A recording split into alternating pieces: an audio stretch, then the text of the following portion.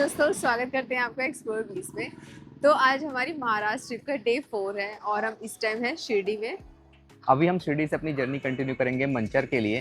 रास्ते में कुछ प्लेसेस होंगे वो एक्सप्लोर करेंगे, कैसा रास्ता है वो सारी चीज़ें आप लोगों से शेयर करेंगे।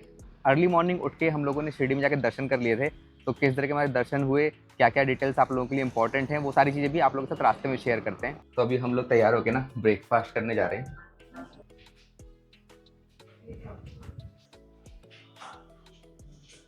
मन्नू ने हमेशा की तरह लिया है वही साउथ इंडियन, मैंने पोहा और युवान खा रहे हैं सैंडविच।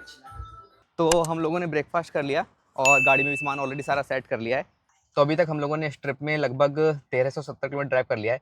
मतलब 970 हमारा पहले का था और ये लगभग 400 किलोमीटर और ऐड कर लो आप उसके अंदर। हमारा जो ट्रिप है वो रिसेट हो गया था। कल की डेट में हम लोगों ने 212 किलोमीटर ड्राइव किया था, तो ट्रिप बी को मैं रिसेट कर लेता हूँ। तो अभी 10:48 हुए हैं और हम लोगों ने अपने होटल से चेकआउट कर दिया। अभी हम जा रहे हैं मंचर की तरफ। यहाँ से जो मंचर की डिस्टेंस है वो है 123 किलोमीटर, 2 घंटे 36 मिनट का ट्रैवल टाइम है। हमने पहले प्लान किया था कि हम जब छत्रपति संभाजी नगर से आ रहे होंगे ना, तो हम अहिल्या नगर होते हुए जाएंगे और अहिल्या नगर में एक टैंक्स का म्यूजियम है, तो वो म्यूजियम एक्सप्लोर करते। बट क्योंकि हम शिरडी आ गए थे और शिरडी से अगर हम अहिल्या नगर को जाएंगे ना, तो हमें अननेसेसरी एक्स्ट्रा ड्राइव करना पड़ेगा। तो इस ट्रिप में हम अहिल्या नगर को स्किप कर रहे हैं। ये अभी सेम वही रोड है जिससे हम कल रात आए थे। अभी अपने होटल से लगभग हम 2 किलोमीटर ड्राइव करके यहाँ तक आए और यहाँ से ये लेफ्ट कट है, इससे हम अंदर की तरफ चले जाएंगे।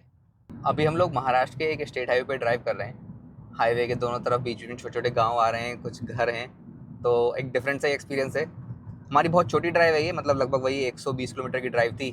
तो हमने सोचा कि स्टेट हाईवे से ही चलते हैं। गूगल मैप इवन और भी रास्ते दिखा रहा था, वापस वो अपना जो मेन एक्सप्रेस वे है उसकी तरफ से भी रास्ता दिखा रहा था। बट मुझे लगता है वो अननेसेसरी होगा, क्योंकि गूगल मैप के साथ शॉर्टेस्ट डिस्टेंस भी इसी रूट की है और शॉर्टेस्ट टाइम भी यहीं से लगने वाला था।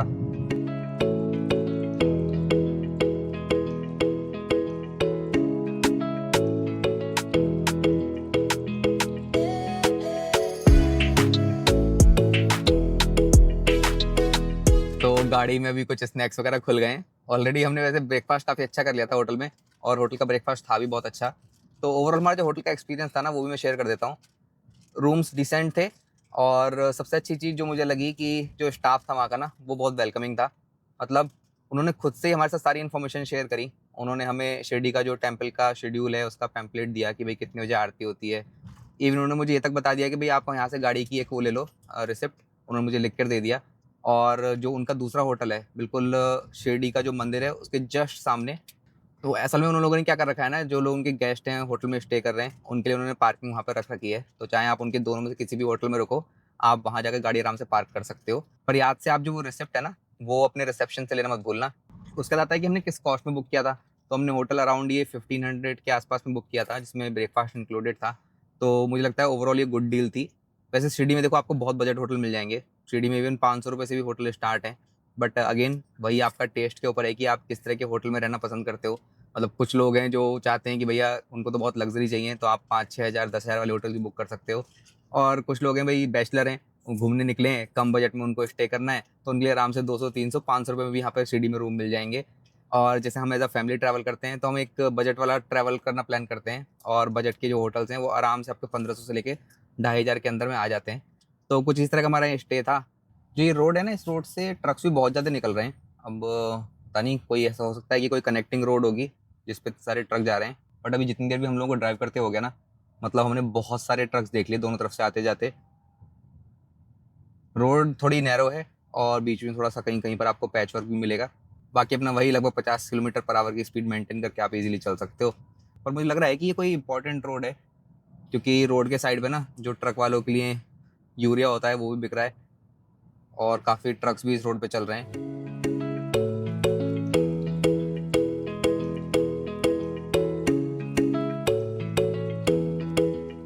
अभी हम लोग जिस रोड पे चल रहे हैं ना, इसका नाम जगह जगह पे लिख के आ रहा है MDR-10। अब पता नहीं MDR का मतलब क्या है। तो अगर आप लोग महाराष्ट्र से हैं और आपको पता है MDR-10 का क्या मतलब है, तो एक बार जरूर हमारे साथ शेयर करना। मुझे लग रहा है कुछ विलेज रोड टाइप है, बट विलेज रोड के हिसाब से ना इस रोड पर ट्रैफिक बहुत ज़्यादा चल रहा है। यहाँ पे बहुत सारे ट्रक चल रहे हैं और काफ़ी ज़्यादा जो गाड़ियाँ हैं वो भी आ जा रही हैं। बाकी जो आसपास की सीनिक ब्यूटी है ना, वो काफ़ी अच्छी है। मतलब बीच में थोड़ा हम अपहिल जाते हैं और फिर डाउन हिल। हरियाली नहीं है बट थोड़े से पहाड़ हैं और देखने में दूर से अच्छा लग रहा है। स्लो हम ड्राइव कर रहे हैं, अप्रॉक्स 40 किलोमीटर पर आवर की स्पीड हम मेंटेन कर रहे हैं, क्योंकि यहाँ पे काफ़ी ज़्यादा टर्न है बीच बीच में। जब भी कोई टाउन आता है ना तो वहाँ पर स्पीड ब्रेकर भी हैं, तो इससे ज़्यादा की स्पीड आप मेंटेन नहीं कर पाओगे। तो अभी मॉर्निंग में जैसे हमारे शिरडी में दर्शन हो गए थे, तो दर्शन करने का हमारा किस तरह का एक्सपीरियंस था वो हम आप लोगों के साथ शेयर कर देते हैं, तो आप लोगों को भी उससे हेल्प होगी थोड़ा आपकी इस तरीके की जो दर्शन है प्लान करने में। तो मॉर्निंग में हम अप्रॉक्स 5 बजे के आसपास उठ गए थे और फिर रेडी होते होते हम लोगों को लगभग लगभग 6:15 हो गए थे। फिर 6:15 पे हमने होटल से वहाँ से निकल गए थे, अपना गाड़ी उठाई और जो एक रिसिप्ट दी थी होटल के रिसेप्शन पर, वो रिसिप्ट हमने ले ली थी, क्योंकि उसकी हेल्प से हम अपनी गाड़ी पार्क कर सकते थे। फिर गाड़ी लेकर वहाँ से लगभग वही 2 से 3 मिनट का ही रास्ता था। हमने 2-3 मिनट ड्राइव करा और हम जो शिरडी के जहाँ पर एंट्री गेट्स है ना, जो शिरडी का बोर्ड है, वहाँ पे काफ़ी अच्छे से उन्होंने मेन रोड के पास ही गेट्स बना रखे हैं। तो डिफरेंट डिफरेंट गेट से डिफरेंट डिफरेंट कैटेगरी के लोग एंटर कर सकते हैं। अप्रॉक्स 6:30 बजे के आसपास हम लोग वहाँ गेट्स पे पहुँच गए थे। अब वहाँ पे सबसे पहले आपको 6 नंबर गेट देखने को मिलेगा। 6 नंबर गेट से वो लोग एंट्री कर सकते हैं जिनके पास ऑनलाइन पास है या उन्होंने वीआईपी पास खरीद रखा है। तो आप ऑनलाइन बुकिंग कर सकते हो, जो वेबसाइट है उसका लिंक मैं डिस्क्रिप्शन में दे दूँगा और उससे आप 6 नंबर गेट से एंट्री कर लोगे। बट अगर आपके पास कोई पास नहीं है, आप एक नॉर्मल एंट्री कर रहे हो, इसे फ्री एंट्री बोलते हैं, तो वो गेट नंबर 7 से होती है। तो हम लोग भी गए और अपना गेट नंबर 7 पर जाकर लग गए थे लाइन में। वहाँ पे सबसे पहले सिक्योरिटी चेकिंग हुई। सिक्योरिटी चेकिंग कराने के बाद हम लोग थोड़ा वॉक करके अंदर की तरफ गए और वहाँ पे काफ़ी सारे ना हॉल बने हुए हैं। मतलब वहाँ पे 1 to 6 का हॉल नंबर लिखा हुआ था और बहुत बड़े हॉल हैं वो, और उनमें सब में चेयर्स लगी हुई हैं। तो आप वहाँ पर जाओगे और हॉल में बैठ जाओगे। तो वो हॉल का जो मेन गेट है ना वो खोलते नहीं है जब तक वो पूरा हॉल फिल हो जाता है। जैसे पहला फॉर एग्जांपल फर्स्ट वाला हॉल था वो फिल हो गया, फिर सेकंड वाला जो हॉल है उसमें फिल हो जाता है। हम लोग जो है ना वो थर्ड वाले हॉल में जाके बैठे थे। तो आप ये अंदाज़ा लगा सकते हो कि हम लोग लगभग 6:30 बजे वहाँ पहुँचे हैं और 6:30 तक जो पहले के फर्स्ट और सेकंड 2 हॉल थे भर चुके थे। हम थर्ड हॉल में बैठे थे। हॉल में पूरे में ना बहुत सारे टीवी लगे हुए हैं, डिस्प्ले चलता रहता है। तो जो लाइव आरती है, जो मॉर्निंग के टाइम आरती होती है, आप वहाँ से बैठकर आरती देख सकते हो। अब एक बार जब दर्शन स्टार्ट होते हैं ना, तो वो फिर जो आपके हॉल वाइज़ हैं, लोगों को फिर आगे की तरफ भेजते हैं। तो पहले जैसे हॉल नंबर 1 वालों को आगे भेज देंगे वो, और वो लोग अंदर दर्शन करेंगे। फिर जब पीछे से थोड़ा भीड़ कम होती है, फिर हॉल 2 से लोग जाते हैं। तो इस तरीके से लगभग-लगभग 7:30 बजे के आसपास हमारा नंबर आया। वहाँ पर आप जाकर अपना दर्शन करो। दर्शन करने के बाद आप बाहर की तरफ निकलोगे, बाहर ही आपको वो विभूति और प्रसाद दे रहे थे, ये ट्रस्ट की तरफ से था। आप उसको प्रसाद को लो और प्रसाद को लेने के बाद बाहर ही है और आप कुछ जो वहाँ की प्रसाद हैं, लड्डू वगैरह वो परचेज़ कर सकते हो। और फिर गेट नंबर 5 से एग्ज़िट करने के बाद थोड़ा-सा वॉक करके हम वापस अपना गेट नंबर 7 पे आ गए, जिसके सामने हमारा वो होटल था जहाँ हमने गाड़ी पार्क की थी। वहाँ से हमने अपनी गाड़ी उठाई और अपना हम होटल की तरफ चल आए। तो इतना आसान था, मतलब ओवरऑल जो प्रोसेस थी बहुत स्मूथ थी। अब डेफ़िनिटली देखो भीड़ थी तो टाइम लगना था, तो हमें लगभग 2 घंटे का टाइम लगा और मुझे लगता है कि अगर आप 1 घंटा और 2 घंटा और लेट पहुँचोगे ना, तो आपको 3 से 4 घंटे लग जाएँगे, क्योंकि भीड़ तब तक बहुत ज़्यादा बढ़ जाएगी। हमारा जो होटल था वहाँ पे जो सिक्योरिटी गार्ड थे, वो भी मॉर्निंग में दर्शन करने गए थे। तो दर्शन करने के बाद हमारे लिए ना वो प्रसाद की एक थैली ले आए थे, मतलब जो वहाँ का ब्रेकफ़ास्ट होता है ना, उसकी एक थैली ले आए थे। तो हमारे पास अभी जो वो प्रसाद है, मतलब जो नाश्ता है, वो रखा है, क्योंकि हमने सुबह होटल में ब्रेकफ़ास्ट कर लिया था, अभी ऐसी कोई भूख है नहीं। लेकिन अभी कहीं छोटा-मोटा ब्रेक लेंगे, तो उसके अंदर कुछ पूरी सब्ज़ी है, तो हम वो प्रसाद खाएँगे। बाकी देखिए हमने इनिशियली ना इस ट्रिप के अंदर शिरडी ऐड नहीं किया था, तो हमारी जो ट्रिप का कंप्लीट प्लान था उसमें शिरडी नहीं था। बट ये सब चीज़ें संयोग से होती हैं, मतलब हमारा अचानक से ऐसा हुआ कि छत्रपति संभाजी नगर में हमारा थोड़ा प्लान चेंज हुआ कि हम छत्रपति संभाजी नगर में नहीं रुक रहे हैं, तो हमें कहीं एक प्लेस डिसाइड करना था कि कहाँ रुकें। अब या तो हम अहिल्या नगर जाते या फिर हम शिरडी चले जाते, तो हमने डिसाइड किया कि हम शिरडी आ जाते हैं, जिससे कि नेक्स्ट डे मॉर्निंग में शिरडी में दर्शन भी हो जाएँगे। तो जैसा हमने प्लान किया था वैसे हमारी सारी चीज़ें कंप्लीट हो गई। अभी शिरडी में दर्शन करके हम लोग मंचार की तरफ जा रहे हैं। ऑलरेडी मॉर्निंग से हम 35 किलोमीटर ड्राइव कर चुके हैं और अभी हमें 94 किलोमीटर और ड्राइव करना है। अभी सुबह का टाइम हुआ है 11:45। अभी हम ये स्टेट हाईवे वाली रोड पे ही चल रहे हैं। नॉर्मल मेरे हिसाब से ये MDR 10 करके लिखा था नाम इसका, और रोड की कंडीशन अभी ठीक-ठाक है, बट ट्रैफ़िक जो है रोड पे वो काफ़ी अच्छा खासा चल रहा है, खासकर ट्रक्स का ट्रैफ़िक बहुत ज़्यादा है। बाकी अभी लगभग 43 किलोमीटर ड्राइव करने के बाद हम संगनमेर करके जगह पड़ी है, वहाँ पहुँचे हैं और ये बिल्कुल हम सिटी के बीच से निकल रहे हैं।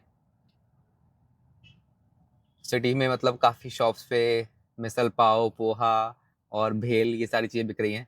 मन हमारा खाने का है बट पेट में बिल्कुल जगह नहीं है। तो देखेंगे कहीं आगे जब हमें थोड़ा भूख लगेगी, तब ये चीज़ें भी ट्राई करेंगे। अभी हम जिस रोड पे ड्राइव कर रहे हैं, इस रोड का नाम है संगनमेर पुणे रोड। तो ये पक्का पुणे तक जाती होगी, बट हमें जाना है बीच में ही है मंचर, वहाँ तक। मंचर के लिए हमें लगभग वही अभी 85 किलोमीटर और ड्राइव करना है। दोपहर के एग्जैक्ट 12 बज चुके हैं और यहाँ पर अभी रोड साइड ना काफ़ी जगह पर अमरूद वगैरह भी बिक रहे हैं। अमरूद, मन्नू अमरूद तो रखे हैं ना हमारे पास? अच्छा। हाँ, तो अभी कहीं गाड़ी रोक लेंगे आगे, तो जो हमारे पास रखे हैं ना अमरूद, उन्हीं को कट कर लेंगे। तो अभी हम लोग संगमेर से बाहर की तरफ आ गए थे और संगमेर से बाहर निकलने के बाद ये प्रॉपर हाईवे है, मतलब 4 लेन का हाईवे है, 2 लेन इस तरफ 2 लेन उस तरफ और बीच में प्रॉपर डिवाइडर है। तो इस पर हम थोड़ा अपनी स्पीड मेंटेन करेंगे, लगभग वही अपना 75 से 80 की स्पीड मेंटेन करके चलेंगे। संगमेर से थोड़ा भी ड्राइव करने के बाद हम लोग यहाँ पर ये नेशनल हाईवे 60 पे कनेक्ट हो रहे हैं। आगे चलते हैं, कहीं देखते हैं किसी एक पेट्रोल पंप पे एक छोटा सा अपना ब्रेक लेंगे। तो NH 60 पे एंटर करते ही हमारी आज की जर्नी का पहला टोल प्लाजा आ गया। चलिए, बस ये है कि ये नेशनल हाईवे का टोल प्लाजा है, तो हमारा एनुअल पास से ही यहाँ पे यूज़ होगा। इवन यहाँ पर ये जो एनुअल पास है ना स्कीम, उसके एडवर्टाइजमेंट भी लगे हुए हैं। तो टोल प्लाजा क्रॉस करते ही सामने की तरफ एक HP का पेट्रोल पंप दिखा, तो यहाँ पर अपना एक छोटा सा शॉर्ट ब्रेक ले लेते हैं। वॉशरूम वगैरह जाना होगा तो वो भी कर लेंगे और उसके अलावा जो अपने पास कुछ फ्रूट्स रखे हैं ना, वो कट कर लेंगे। युवान, गुआवा खाओगे? गुआवा? हाँ, ले लो। तो हम लोग के पास ना गाड़ी में थोड़ा फ्रूट्स रखे थे, हमने रास्ते में लिए थे और मुझे अचानक से जब मैंने फ्रूट्स बिकते हुए देखे ना, तब याद आया कि हमारे पास तो गुआवा रखे हुए हैं और ये चाकू वगैरह वो सब चीज़ें हमारे पास गाड़ी में रहती हैं, पूरा किचन का सेटअप है। तो हम लोगों ने अपना ये जो अमरूद है वो कट कर लिए, थोड़ा यहाँ पर अपना अमरूद खाते हैं। बाकी देखिए, ये था वो नाश्ते का पैकेट जिसकी बात कर रहा था। तो जो गार्ड भैया थे वो हमारे लिए ले आए थे। तो अभी थोड़ा जब आगे चल के कहीं भूख लगेगी ना, तब ये नाश्ता भी कर लेंगे। तो बस ये छोटा सा अपना 5 मिनट का ब्रेक हो गया। हम लोगों ने जो हमारे पास अमरूद रखे थे ना, वो कट कर लिए और अपना थोड़ा अमरूद खाते हुए फिर आगे की ड्राइव एंजॉय करेंगे।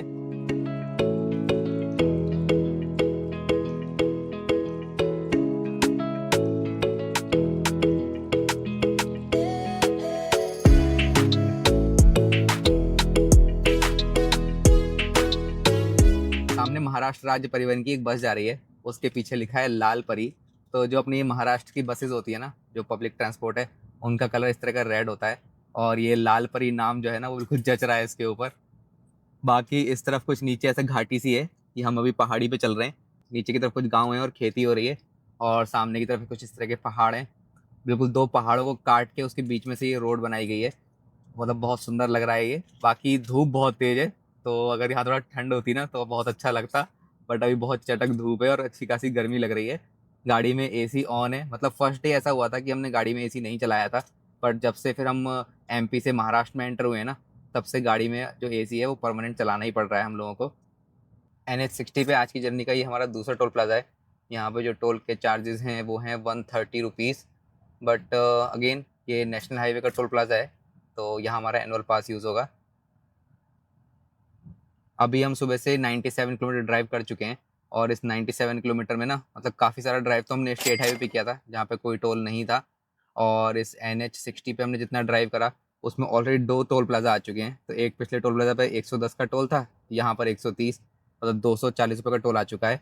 और मुझे लगता है कितना, लगभग 60 किलोमीटर की डिस्टेंस में इतने टोल आ गए। तो महाराष्ट्र में लगता है ना नेशनल हाईवे पे जो टोल है ना उनके चार्जेस ज़्यादा हैं। अभी यहाँ से हमें 31 किलोमीटर और जाना है, लगभग लगभग 35 मिनट का ट्रैवल टाइम दिखा रहा है Google map. Exact 120 kilometre drive करने के बाद अभी हम लोग ना, ये मंचार का एक बाईपास है NH 60 पर, उस पर से क्रॉस कर रहे हैं। यहाँ पर ही मेन रोड पे काफ़ी सारे स्टे के ऑप्शन हैं, मतलब बजट स्टे हैं, होटल हैं, रेस्टोरेंट हैं, तो आप यहाँ पर भी स्टे कर सकते हो। हम लोग क्या ट्राई कर रहे हैं ना, थोड़ा सा हम जाएंगे भीमशंकरन वाली रोड पर और उस रोड पर देखेंगे कुछ हमें स्टे मिल जाएगा तो वहाँ पर अपना स्टे सेलेक्ट करेंगे। मैंने ऑनलाइन कोई बुकिंग वगैरह नहीं करी है, बस कुछ स्टेज मार्क कर रखे हैं गूगल मैप पर, तो वहाँ जाएंगे, एक बार देखेंगे स्टे किस तरीके का है, पसंद आएगा तो अपना ऑन द स्पॉट बुकिंग कर लेंगे। तो जिस भी दिन हम लोग, ऐसा होता है ना कि हमें पता होता है कि हम दोपहर तक या फिर 2 3 4 बजे तक भी इवन कहीं पहुंच रहे होते हैं, तो जनरली फिर इतनी एडवांस में बुकिंग नहीं करते। हमें पता है कि आधा घंटा 1 घंटा भी अगर हम कहीं देखेंगे ना तो हम अच्छी प्रॉपर्टी सेलेक्ट कर लेंगे। पर अगर ऐसा होता है कि हमें पता है रात को हम कहीं पहुंच रहे हैं, 7 बजे पहुंच रहे हैं, 8 बजे पहुंच रहे हैं, तो हम ट्राई करते हैं कि ऑनलाइन पहले से ही बुकिंग कर लें। इवन बुकिंग करने के बाद भी एक बार कॉल करके उनसे कंफर्म कर लेते हैं कि भाई बुकिंग हमारी कंफर्म है या नहीं। कई बार होता क्या है ना कि कुछ जो बुकिंग प्लेटफॉर्म्स हैं, उनकी बुकिंग या तो उनके पास पहुंचती नहीं है या फिर कोई गलत डिस्काउंटेड अमाउंट पे आपको वो बुकिंग मिल जाती है, तो फिर वो एक्सेप्ट करने से मना कर देते हैं। तो ये बेटर है, अगर आप कहीं पर लेट पहुंच रहे हो तो कॉल करके एक बार आप पूछ लो कि भाई मैंने बुकिंग करी है, इस पोर्टल से करी है, इस नाम से करी है, वो एक बार आपको बुकिंग कंफर्म कर देंगे कि हाँ सर भी बुकिंग है आपकी और कंफर्म है, तब आप एकदम बिल्कुल निश्चिंत होकर वहाँ तक जाओ और अपना स्टे कर लो। ऊपर की तरफ ये जा रहा है NH60 और ये जाता है पुणे तक। हमने हाईवे छोड़ दिया है। अभी हम यहाँ से जो भीमा शंकरन वाली रोड है ना, उस रोड पे कंटिन्यू करेंगे। इस रोड पे बहुत सारे रिजॉर्ट्स हैं, मतलब आपको हर रेंज में रिजॉर्ट मिल जाएंगे। बट प्रॉब्लम यही है कि नेट पे देख के ना आपको इतना पता चलेगा नहीं, तो इन पर्सन जाके एक बार सेलेक्ट कर लेते हैं। तो ये रोड सामने की तरफ जा रही है भीमा शंकरन की तरफ। यहाँ से मुझे लगता है जो भीमा शंकरन है वो 60 किलोमीटर के आसपास है। तो कल मॉर्निंग में हम जाएंगे उस तरफ। और इस रोड पे क्या है ना, थोड़ा ट्रैफिक जैम भी लगने लगता है। तो मुझे लगता है 60 किलोमीटर के लिए भी ना आपको लगभग 1.5-2 घंटे का टाइम लगता है इस रोड पर। बाकी मॉर्निंग आवर्स में हो सकता है ट्रैफिक कम हो तो हम थोड़ा जल्दी पहुंच जाएंगे। ये जो भीमा शंकरन वाली रोड है, इस रोड का नाम है स्टेट हाईवे 112। रोड की कंडीशन अच्छी है और थोड़ी थोड़ी देर में कुछ ना कुछ आपको शॉप्स मिल जाएंगी रोड साइड पर। तो हम लोग को लगभग आधे घंटे का टाइम लगा और हम लोगों ने अपना आज का जो स्टे है वो फाइनल कर लिया। हमने इससे पहले 2 और प्रॉपर्टीज़ देखी थी, उसमें से एक प्रॉपर्टी हमें पसंद थी, बट वो थोड़ा क्योंकि और मंचार के पास थी तो हमें भीमा शंकर और दूर पड़ता, तो हम थोड़ा आगे की तरफ आए और रास्ते में हमें यहाँ पे एक रिजॉर्ट मिला। आज का स्टे जो है हम इस रिजॉर्ट में करने वाले हैं। आज के अपने स्टे के लिए हमने ये ट्री हाउस वाला रूम सेलेक्ट किया है। अभी थोड़ा इनकी क्लीनिंग चल रही है, तो जितनी देर हम लोगों का रूम क्लीन हो रहा है उतनी देर युवान और मैं यहाँ पे बॉल से खेल रहे हैं। रुको, ऐसे, ये ये आ जाओ। एक बार हम लोगों का रूम क्लीन हो जाएगा तो आप लोगों को रूम टूर दे देते हैं। यहाँ पर 3 तरह की कैटेगरी के रूम अवेलेबल हैं। फर्स्ट है नॉर्मल रूम्स, सेकंड है वुडन रूम्स और थर्ड है ट्री रूम्स जो हमने लिया है। तो चलो आपको ट्री रूम्स का टूर देते हैं। तो यहाँ से जब एंट्रेंस है तो इस तरीके से पूरी स्टेयर्स बनी हुई है, काफी सुंदर है। दोनों तरफ इसके मैंगो के ट्रीज हैं। रूम की फर्निशिंग कुछ इस तरीके से है, काफी सुंदर और ऑथेंटिक रूम लग रहा है देखने में। और अगर मैं आपकी इसकी विंडो से दिखाऊं ना, तो इसकी विंडो से यहाँ पे एक रिवर है, उसका रिवर का बहुत अच्छा व्यू दिखता है यहाँ से। बाकी नॉर्मल फैसिलिटीज अवेलेबल है, कपबोर्ड है यहाँ पे, वॉशरूम है, वॉशरूम अच्छा नीट एंड क्लीन है। तो रूम के जिस तरफ से हमने एंट्री की थी वो था ये वाला रास्ता। जस्ट उसके सामने की तरफ रूम में यहाँ हमारी बालकनी है। और जो बालकनी की मुझे बेस्ट बात लगी वो लगी कि यहाँ पे कोकोनट के बहुत सारे ट्रीज हैं और इधर के साथ मैंगोस के भी बहुत सारे ट्रीज हैं। तो बिल्कुल ये हमारी बालकनी में आ रहा है, एकदम नेचर के पास लग रहा है। बाकी बालकनी काफी बड़ी है, यहाँ पे 4 सिटिंग अरेंजमेंट है, टेबल भी दी हुई है। तो शाम में या फिर मॉर्निंग में आराम से यहाँ पे बैठा जा सकता है। और यहाँ से जो नीचे का रिजॉर्ट का व्यू है वो अच्छा आ रहा है। तो इस रिजॉर्ट में काफी सारी एक्टिविटीज अवेलेबल है। इनकी कुछ एक्टिविटीज इंडोर भी हैं और कुछ आउटडोर भी हैं। पास में जो रिवर है वहां पे भी इनकी कुछ एक्टिविटीज अवेलेबल है। तो अभी हमारा ये प्लान है कि हम थोड़ी देर पहले रेस्ट करेंगे, फ्रेशन अप होंगे और उसके बाद हम शाम को थोड़ा उसको एक्सप्लोर करेंगे। तो अभी शाम के 6 बजे हैं। हमने लगभग 2 घंटे अच्छी अपना नींद ली और अभी हम लोग यहाँ पर खेलने आए। तो नीचे यहाँ पर गार्डन में हम थोड़ा एंजॉय कर रहे हैं। एक बार मैं ना आपको इस प्रॉपर्टी का टूर दे देता हूँ। तो प्रॉपर्टी में इस तरफ ना इनकी सबसे बेसिक वाली रूम है वो है, साथ में इनका इन हाउस रेस्टोरेंट है। दूसरी तरफ यहाँ पर एक अच्छा स्विमिंग पूल है और पीछे जो ये बिल्डिंग है इसके अंदर कुछ फैमिली रूम्स हैं, मतलब इसमें 4-5 लोगों के स्टे करने का ऑप्शन है। साथ में सबसे इंटरेस्टिंग चीज़ जो है यहाँ की वो है इनके ट्री हाउस। तो हमने भी अपने स्टे के लिए ट्री हाउस ही सेलेक्ट किया है। यहाँ पर इस तरीके के 5 ट्री हाउस हैं। साथ में यहाँ पर एक ये बहुत ऊंचा सा स्विंग लगा हुआ है, तो इस पर आप झूला झूल सकते हो। और साथ ही ऊपर ना ये रेन डांस के लिए है, ऊपर से मतलब पानी बरसता है और नीचे म्यूजिक के साथ आप लोग डांस वगैरह कर सकते हो। कुछ इस तरीके का पार्किंग स्पेस है, मतलब आराम से मुझे लगता है 5-6 गाड़ियाँ बहुत इजीली यहाँ पे खड़ी हो सकती हैं और इवन पीछे की तरफ भी और गाड़ियाँ खड़ी हो जाएंगी।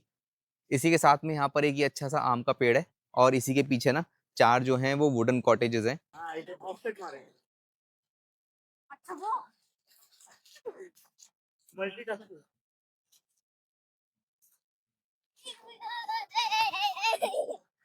तो हम लोगों ने भी यहाँ पे काफी देर युवान के साथ खेला और जो यहाँ पर दूसरी फैमिली है उनके साथ भी युवान काफी घुल मिल गया था। अभी हम क्या कर रहे हैं, हम थोड़ा बाहर मार्केट जो थी वहां जा रहे हैं, थोड़ा आसपास के कुछ प्लेसेस एक्सप्लोर करके आते हैं और देखेंगे कुछ अपना छुटपुट खाने का मिलेगा ना तो वहां से खाना भी खाते हुए आएंगे। तो ये जो रिजॉर्ट है, ये जो भीमा शंकर वाली रोड है ना उससे सिर्फ 200 मीटर अंदर है, और थोड़ा सा विलेज वाली रोड है उस पर जाकर है। तो अभी हम ये जो भीमा शंकर वाली रोड है उसी पर आ गए हैं।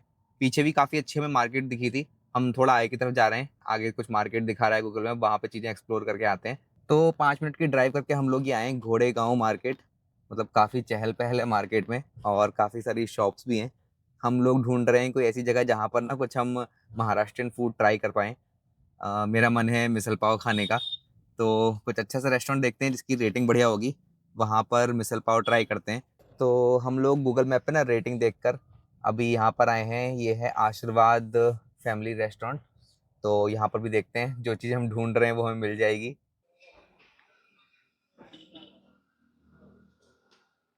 अभी हम लोगों ने डिनर में कुछ आइटम्स ऑर्डर करे हैं। तो हमारा जो फर्स्ट आइटम है वो है दाल खिचड़ी। हमने स्पेशली मंगाई है युवान के लिए। युवान यहाँ पे खा रहा है अपनी दाल खिचड़ी, और इसी बीच आ चुकी है हमारी मिसल की थाली। ये जो हमने ऑर्डर करी, यहाँ पे मिसल का रेट था 90 रुपीज, और 90 रुपीज में से काफी कुछ है।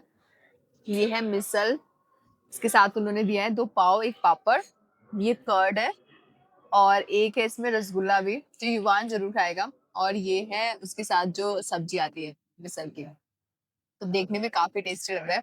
चलो अपना खाना स्टार्ट करते हैं।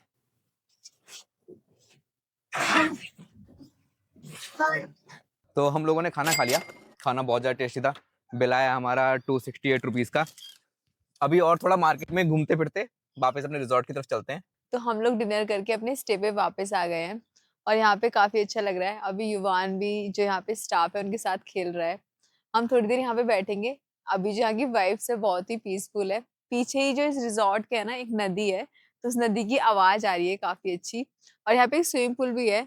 वो अभी ओपन नहीं है, मीन्स बच्चों वाला ओपन है। अगर आप कराना चाहें तो करा सकते हो, बट हम अभी नहीं कराएंगे क्योंकि थोड़ी ठंड सी लग रही है। तो थोड़ी देर भी यहाँ पे रेस्ट करेंगे, बैठेंगे, कुछ बातें करेंगे, फिर उसके बाद अपना सोने का तैयारी करेंगे। तो अभी यहाँ पे जो युवान और मन्नू है ना, वो क्रिकेट खेल रहे हैं। युवान कह रहा है मैं बैटिंग करूंगा। उससे ये ना बैट नहीं उठ रहा है। घर पे उसके पास एक प्लास्टिक का बैट है एक्चुअली, तो उससे वो खेल लेता है। बट इस बैट से ना थोड़ा उसको मुश्किल हो रही है खेलने में। ओह! तो अभी थोड़ी देर युवान और मन्नू खेल रहे हैं, तब तक ना कुछ काम है वो मैं कंप्लीट कर लेता हूँ। तो झटपट से कुछ इस तरीके से हम अपनी किचन ओपन कर लेते हैं। अभी ना युवान के लिए मैं पानी गर्म करने रख दूँगा, और उसके बाद अभी हम मार्केट गए थे, तो वहाँ से एक दूध का पैकेट ले आए थे, तो ये दूध भी युवान के लिए गर्म कर देंगे। साथ में ना घर से हम काफ़ी सारा पीने का पानी लेके चले थे, तो कार की डोर में ना जो 1-1 लीटर वाली बोतल होती हैं, उनको भी मैं रिफ़िल कर देता हूँ। तो बस ऐसे ही छोटे-मोटे काम होते हैं, तो जिस दिन में फुर्सत मिलती है ना, जैसे आज का दिन था बहुत रिलैक्सिंग था, शाम के टाइम हमारे पास काफ़ी टाइम है, तो इस तरह की चीज़ें अपनी किचन में हम कर लेते हैं। खाना हमने कुछ बनाया नहीं अपने किचन के अंदर, बनाने के लिए हम यहाँ पे खाना बना सकते थे, बट हम लोगों को ना थोड़ा कुछ मिसल पाव या फिर कुछ महाराष्ट्र की कुछ ऐसी लोकल डिश होती है ना, वो ट्राई करनी थी। इसलिए हम पास में एक अच्छी रेटिंग का रेस्टोरेंट था, वहाँ जाकर मिसल पाव खा के आए। तो चलिए मैंने सारे काम कंप्लीट कर लिए, गाड़ी के अंदर सारा सामान सेट कर लिया है। तो अभी रात के लगभग 9 बज चुके हैं, और आज का हमारा दिन बहुत ही अच्छा रहा। मतलब सुबह-सुबह उठ के हम लोगों ने शिरडी में साईं बाबा जी के दर्शन किए, जो कि बहुत ही अच्छा एक्सपीरियंस था। फिर हमने वहाँ का प्रसाद खाया था, और जो भैया हमारे लिए ब्रेकफास्ट लेके आए थे, वो बहुत ही टेस्टी था। बाकी उसके बाद हमने 3 घंटे ड्राइव करने के बाद अपने रिज़ॉर्ट में चेक इन किया। और जो यहाँ की रिज़ॉर्ट की वाइब है, वो बहुत ही अच्छी है। पीछे नदी बह रही है, तो जो नदी की आवाज़ आ रही है, वो बहुत ही अच्छा लग रहा है। तो आज हमने कोशिश करी थी कि हम अपना थोड़ा दिन सेकंड हाफ का लाइट रखें, जो कि हमने रखा भी। क्योंकि हम अभी 15 डेज़ की महाराष्ट्र ट्रिप पर हैं, और आज ये हमारा 4th डे है। तो लगातार अगर पूरे-पूरे दिन हम घूमते रहेंगे या फिर ड्राइव ही करते रहेंगे, तो बहुत ज़्यादा एग्ज़ॉस्ट फ़ील होने लगता है। तो इसलिए हमने थोड़ा आज का सेकंड हाफ लाइट रखा था, और अभी काफ़ी अच्छा फ़ील हो रहा है। बाकी हमारा इस स्टे को सेलेक्ट करने का जो पर्पज़ था ये था कि हम कल जो है सुबह यहाँ से भीमाशंकर जाएँगे। भीमाशंकर जो है यहाँ से लगभग उसकी डिस्टेंस है 45 किलोमीटर्स। तो हम सुबह लगभग ड्राइव करके 1 घंटा भीमाशंकर पहुँचेंगे, और वहाँ पे भीमाशंकर ज्योतिर्लिंग के दर्शन करेंगे। भीमाशंकर में दर्शन करने के बाद हम लोग अपनी ड्राइव कंटिन्यू करेंगे, या तो लोनावला के लिए या फिर पुणे के लिए। वो हम तभी डिसाइड करेंगे कि हमें कितना टाइम लगेगा भीमाशंकर में, उसके बेसिस पे हम डिसाइड करेंगे कि हम कहाँ जाएँ। तो बहुत सारी नई चीज़ें हैं जो हम कल भी एक्सप्लोर करने वाले हैं, जो कि हम आप लोगों को नेक्स्ट ब्लॉग में दिखाएँगे।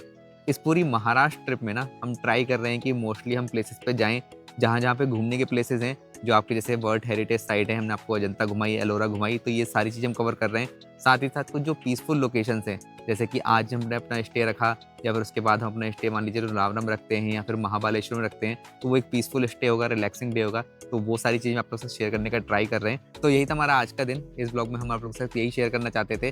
तो चलिए मिलते हैं आपसे एक और नए ब्लॉग में। तब तक अपना ख्याल रखिए और देखते रहिए एक्सप्लोरर बीज।